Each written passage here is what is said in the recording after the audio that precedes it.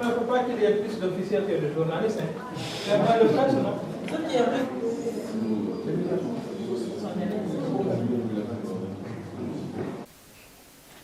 Je suis heureux, même très heureux, de vous recevoir cet après-midi pour faire le point de l'évaluation à mi-parcours des ministères.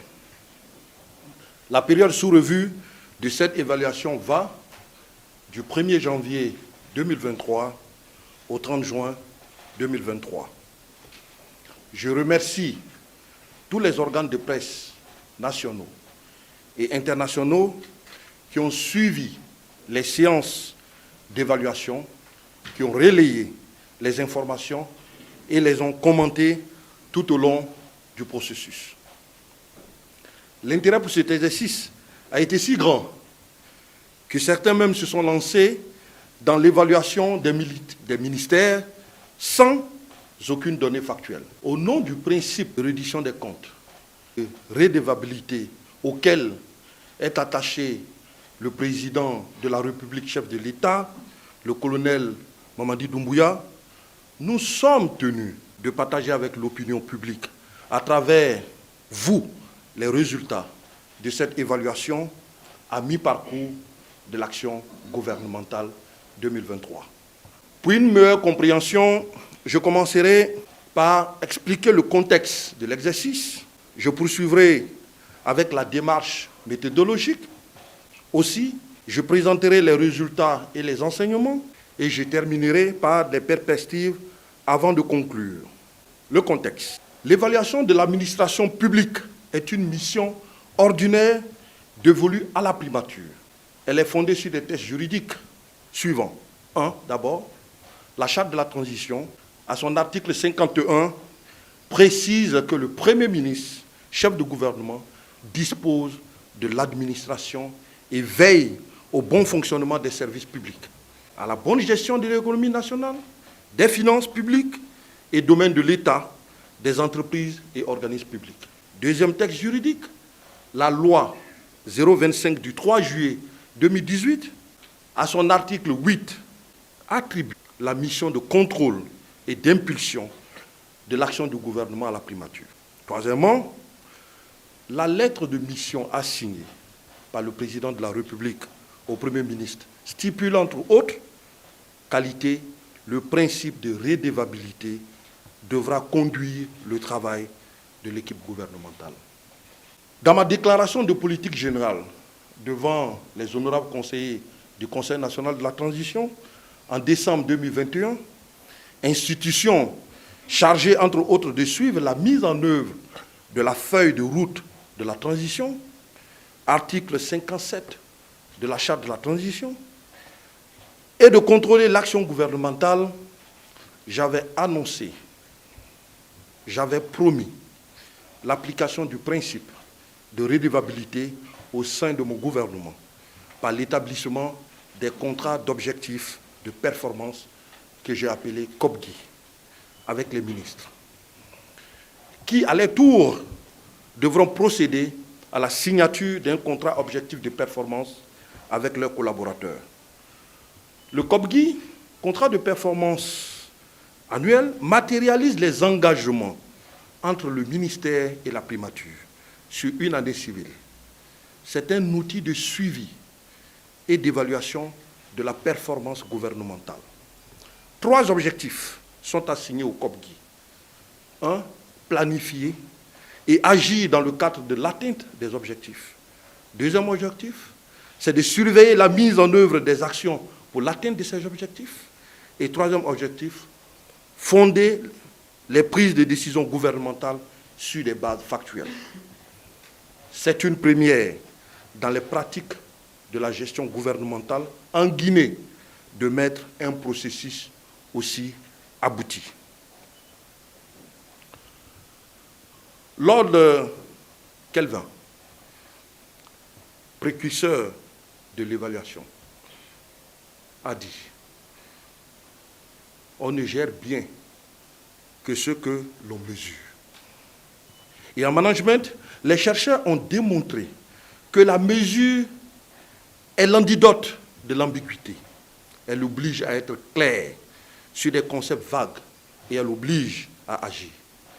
L'évaluation est un exercice ordinaire pour le secteur privé, d'où je viens.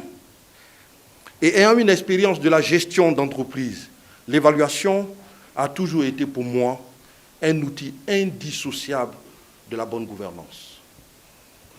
Le suivi de la performance s'inscrit donc dans cette optique.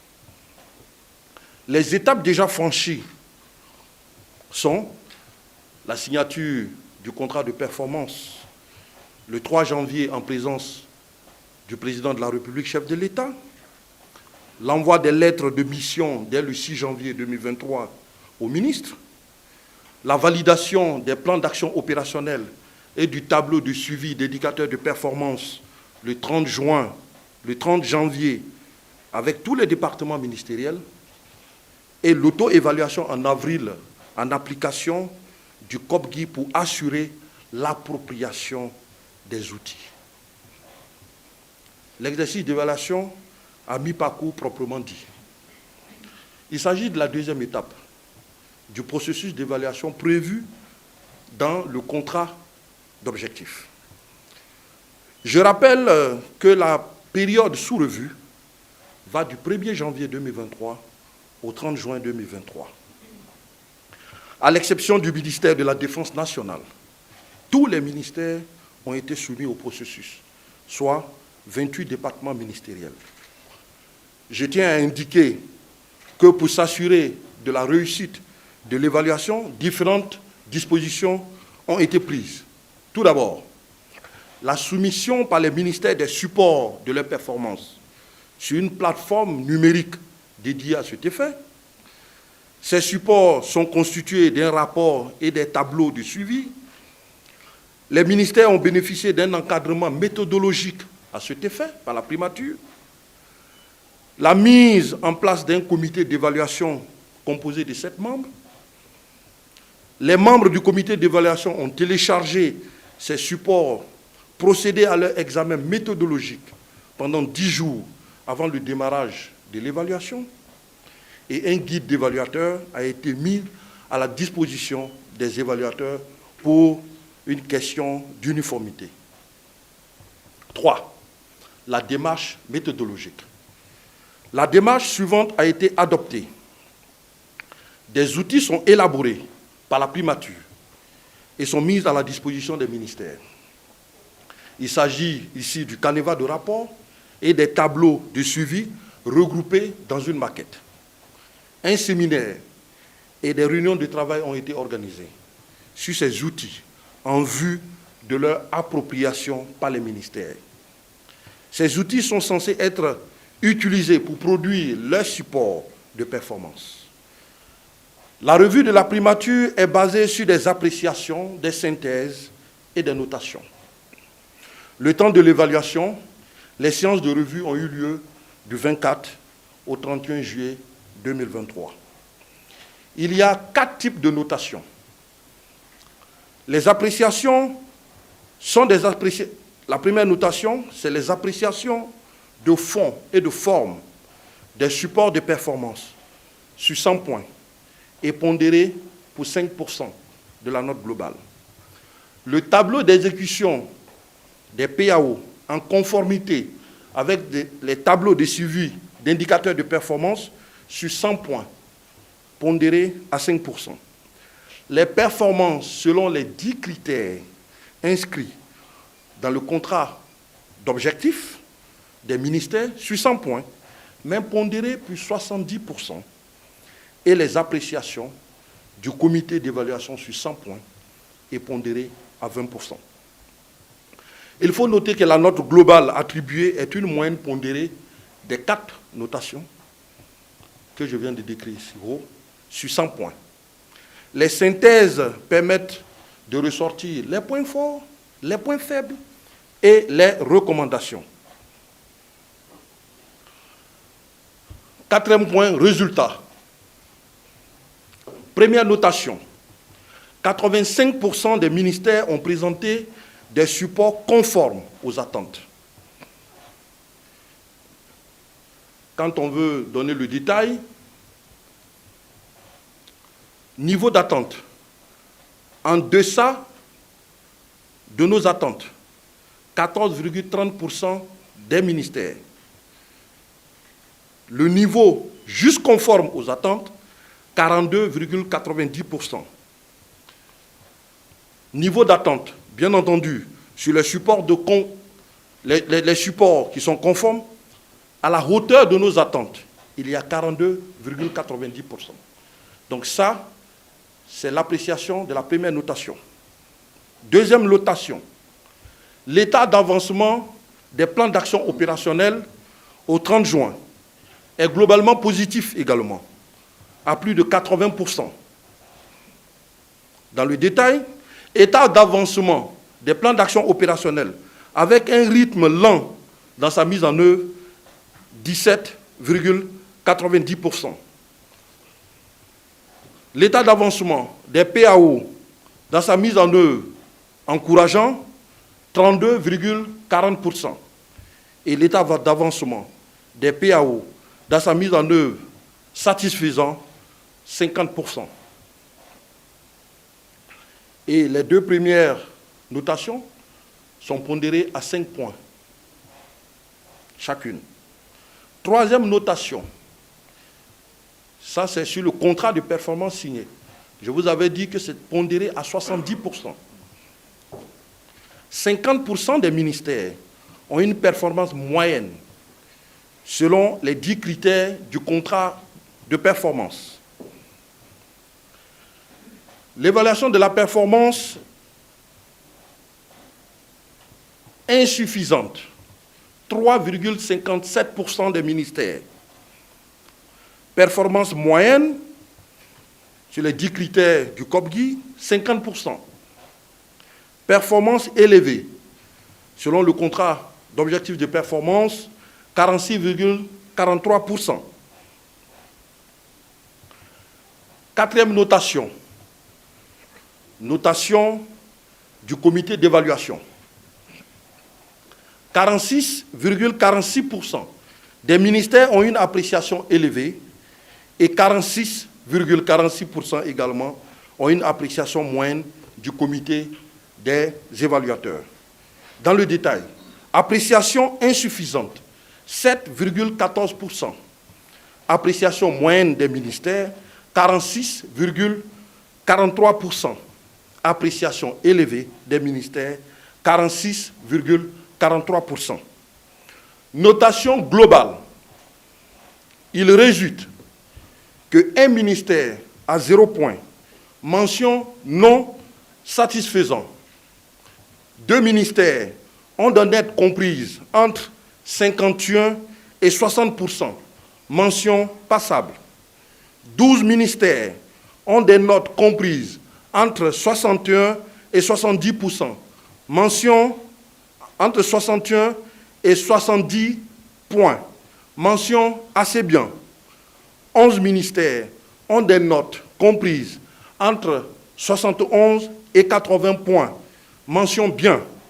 2 ministères ont des notes comprises entre 81 et 90 points, mention très bien. Aucun ministère n'a obtenu une note comprise entre 91 et 100 points, mention excellente. Je reprends. Notation globale. Il résulte un ministère à 0 point, mention non satisfaisant. 2 ministères ont des notes comprises entre 51 et 60 points, mention passable. 12 ministères ont des notes comprises entre 61 et 70 points, mention assez bien. 11 ministères ont des notes comprises entre 71 et 80 points, mention bien.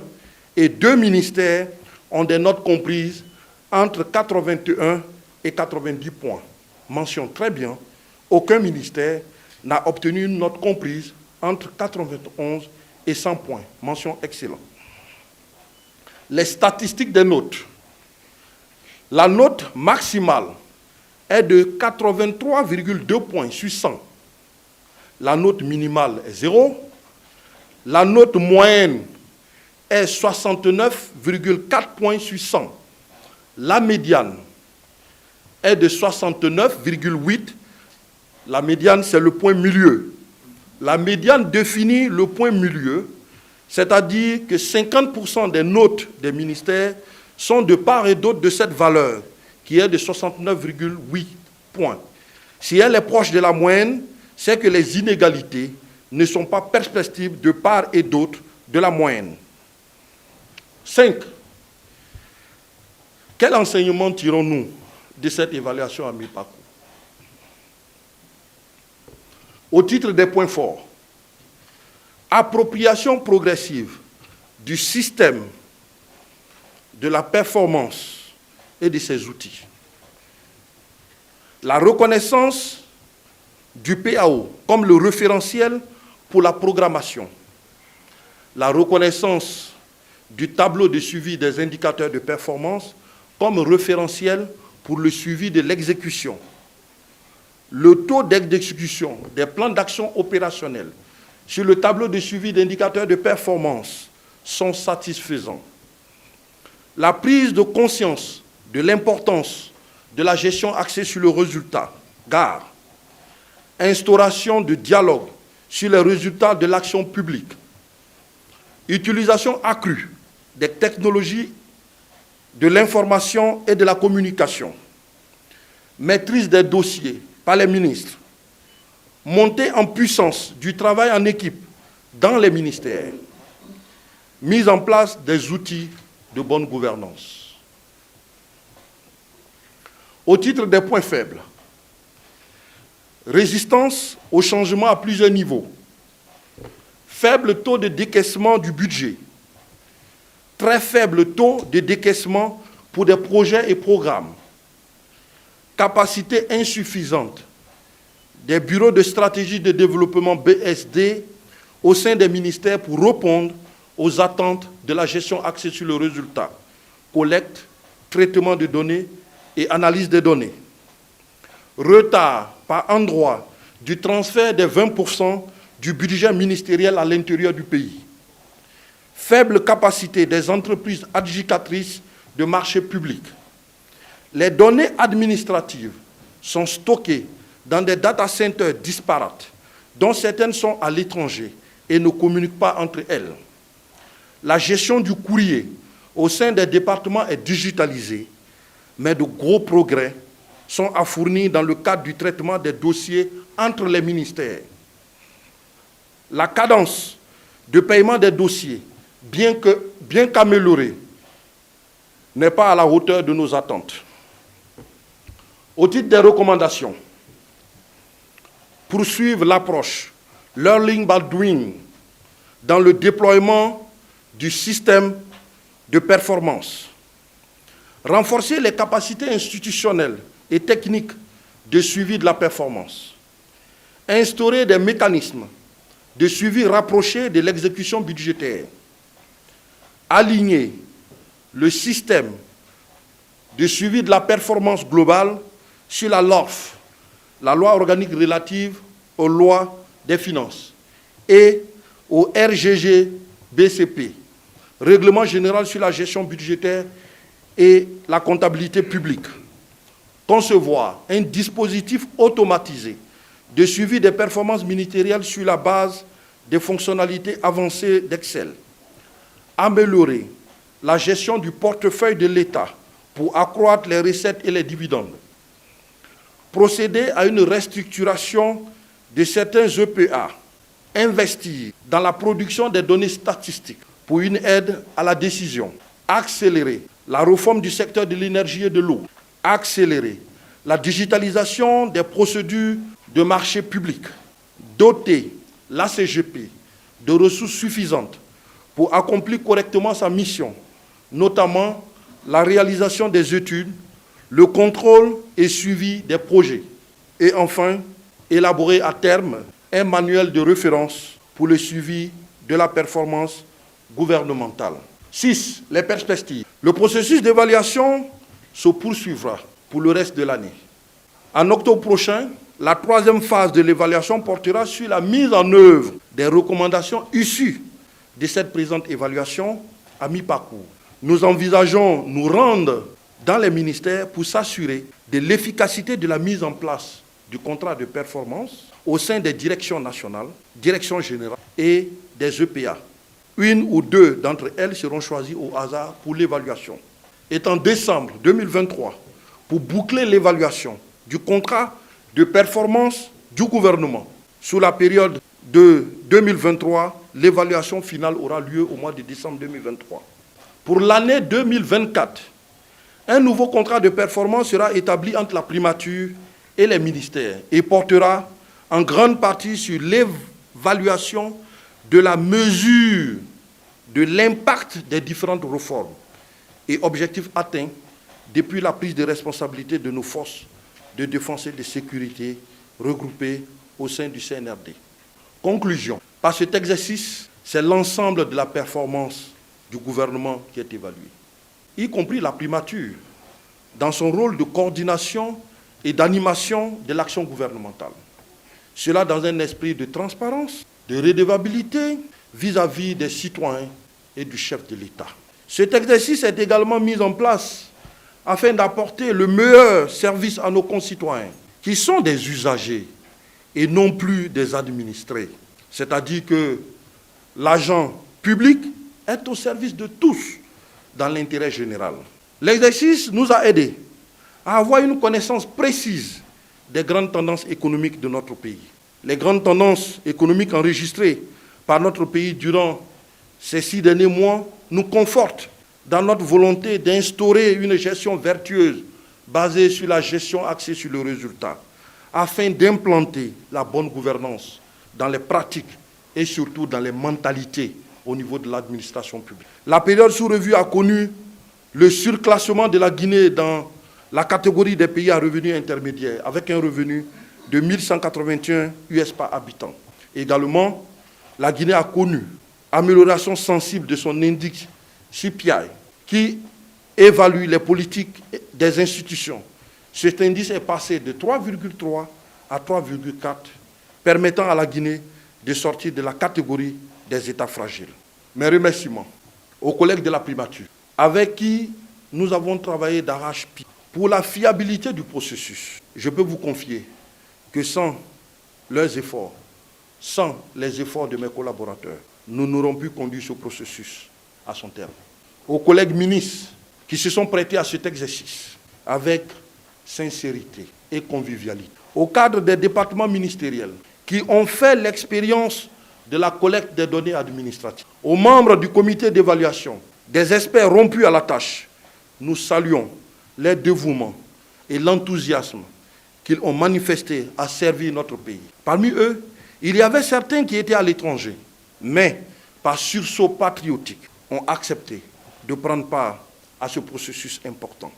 Au peuple de Guinée, pour la confiance et le soutien qu'ils nous apportent, pour nous, c'est un devoir à leur service. Merci également à vous, les historiens du présent, dont le travail méticuleux de présentation de faits et d'interprétation ouvre les débats sur les préoccupations, enjeux publics et décisions politiques. Enfin, au président de la République, au chef de l'État, qui suit attentivement ce processus avec son cabinet et nous encourage en permanence à promouvoir l'excellence, l'exemplarité et l'esprit d'équipe afin d'obtenir les résultats fixés au gouvernement, à savoir améliorer le bien-être des Guinéens et mettre en œuvre le chronogramme de la transition. Merci pour votre aimable attention.